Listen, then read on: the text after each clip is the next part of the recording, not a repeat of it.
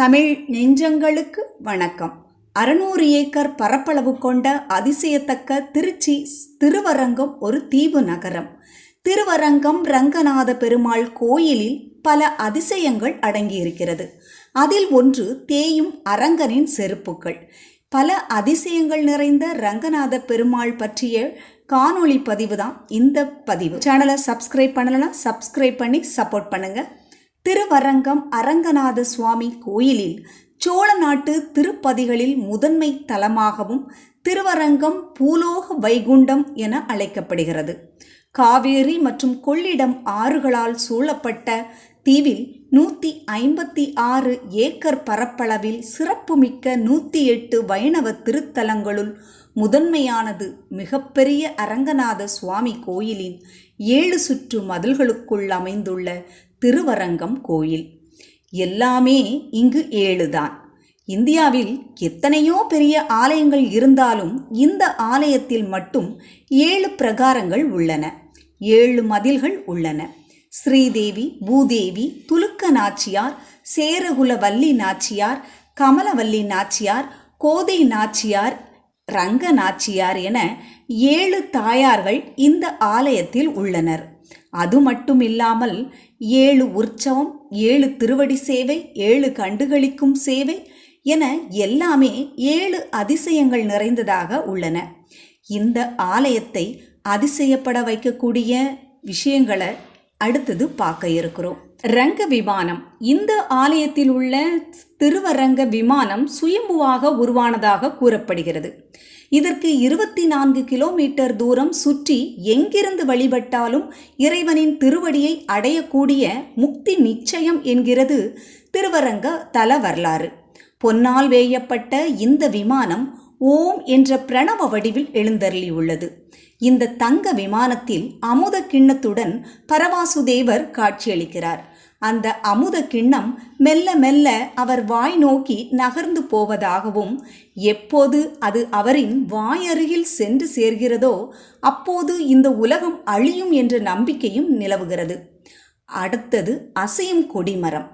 திருவரங்கத்தில் உள்ள ரெங்கவிலாஸ் மண்டபத்தில் உள்ள கல் கொடிமரத்தின் முன் நாம் விழுந்து வணங்கி கொடிமரத்தை உயர்ந்து நோக்கினால் அந்த கொடிமரம் அசைவது போல நம்மை ஆச்சரியப்படுத்தும். அப்படி கொடிமரம் அசையும் விதமாக காட்சியளித்தால் நம் வேண்டுதல் இறைவன் ஏற்றுக்கொண்டதாக ஒரு நம்பிக்கை இருக்கிறது.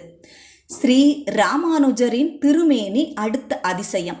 ஸ்ரீ ராமானுஜர் தமது 120 வயதில் கிபி 1137 தான் பிறந்த அதே பிங்கள தமிழ் ஆண்டு மாசி மாதம் வளர்பிறை தசமி திதியில் சனிக்கிழமை நண்பகலில் ஜீயர் மடத்தில் பகவத் சாயுஜ்யம் அடைந்தார்.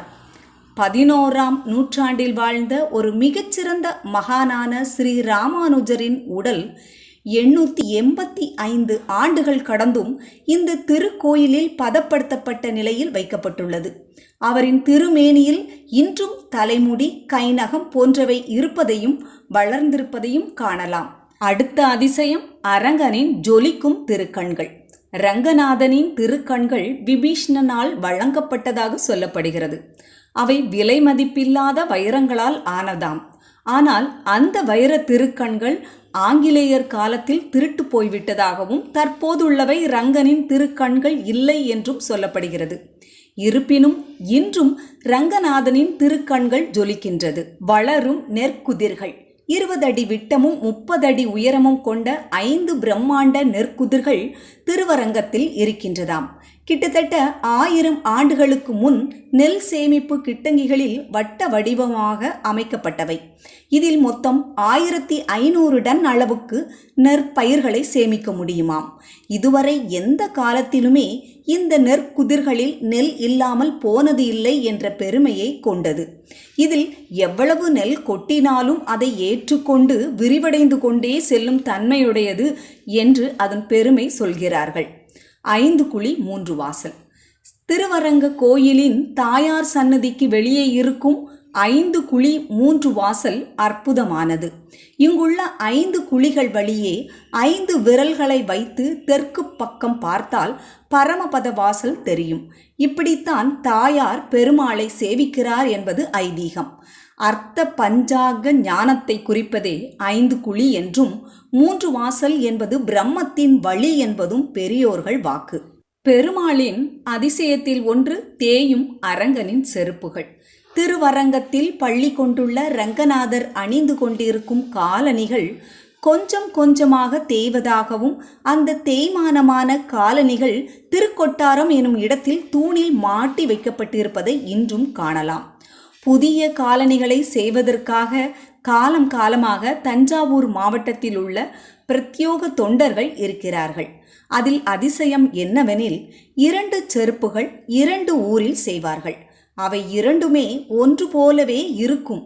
வலது பாதணி ஒருவரிடமும் இடது பாதணி மற்றொருவரிடமும் செய்ய கொடுப்பார்கள். இருவரும் ஒரே ஊரில் இல்லாமல் வெவ்வேறு ஊரில் இருப்பவர்கள். பாதணிகள் தனித்தனியாக செய்வார்கள். 48 நாட்கள் உணவு கட்டுப்பாடு இருந்து விரதம் மேற்கொண்டு பாதணிகளை செய்வார்கள். இரண்டுமே ஒன்று போலவே இருக்கும் என்பதுதான் இதில் முக்கியமான அதிசயம். 6 மாதங்களுக்கு ஒரு முறை இவர்கள் பாதணிகளை கொண்டு வந்து அரங்கனுக்கு சமர்ப்பிக்கும் போது கோயில் மரியாதையை செய்வார்கள். ரங்கநாதனின் திருப்பாதத்திலிருந்து அந்த பழைய காலணிகளை கழற்றுவார்கள். புதிய பாதணிகளை மாற்றிவிடுவார்கள். அதிசயமான விஷயம் என்னவென்றால், திருவடிகளை விட்டு எடுத்த பழைய பாதணிகள் இரண்டிலும் பாத பகுதிகளில் அது பயன்படுத்தப்பட்டவை போல தேய்மானம் இருக்கும். ஸ்ரீரங்கம் கோவில் சென்றால் யார் வேண்டுமானாலும் இந்த அரங்கனின் அணிந்து தேய்மானம் கண்டுள்ள பழைய பாதணிகளை கண்ணில் ஒற்றிக்கொள்ளலாம். திருவரங்கநாதனின் 7 அதிசயங்கள் உங்களுக்கு பிடிச்சிருந்தது அப்படின்னா லைக் பண்ணுங்க. அரங்கனின் பெருமை உலகெல்லாம் பரவ ஷேர் பண்ணுங்க. நம்ம சேனலை சப்ஸ்கிரைப் பண்ணி சப்போர்ட் பண்ணுங்க. நன்றி. சிவாய நம.